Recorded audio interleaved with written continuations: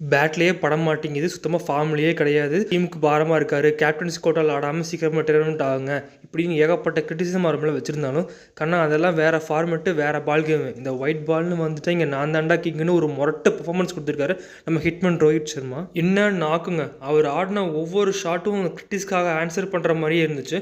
அதுவும் பர்டிகுலராக அந்த சகிப் மஹமூத் போட்ட 5th ஓவரில் ஒரு லென்த் பாலை லாங் ஆஃபில் ஒரு 6 அடிப்பாக இருப்பாருங்க, சுத்தமாக ஃபீட் மூமெண்ட் கூட இல்லாமல். அப்போவே தெரிஞ்சிச்சு தலைவன் இன்னைக்கு செட்டுன்னு. அப்புறம் என்னோட இன்னொரு ஃபேவரட் ஷாட் எங்கே வந்ததுன்னா, ரோஹித்தோட இன்டென்ட்டை பற்றி எல்லாருமே பெருசாக பேசுவாங்க, ஆனால் அந்த இன்டென்ட் இந்த மேட்ச்சில் எங்கே பீக்காச்சு அப்படின்னா, மார்க்வுட் போட்ட 8th ஓவரில் ஒரு பால் காலில் வாங்கி அம்பையர்ஸ் காலில் மிஸ் ஆகிருக்கும். ஆனால் அதுக்கு அடுத்த பால் நீயே பென் பண்ணி லாங் ஆனில் ஒரு 6, அவ்வளோதான். தலைவன் is back, Hitman is back. இன்றைக்கி ரொம்பவே டிட்டர்மைனாக இருந்தார். அதே சமயம் எந்த பவுலர்ஸுமே விட்டு வைக்கல. ஈவன் அதில் லட்சத்துக்கு கூட ஃபஸ்ட் பால் ஸ்வீப்பில் ஒரு 4, அப்புறம் 100 கூட 6 அடிச்சு கம்ப்ளீட் பண்ணார். ரோஹித் அடிச்ச ஷாட்ஸில் உங்களுக்கு எது ஃபேவரட்னு கமெண்ட்ஸை சொல்லுங்கள்.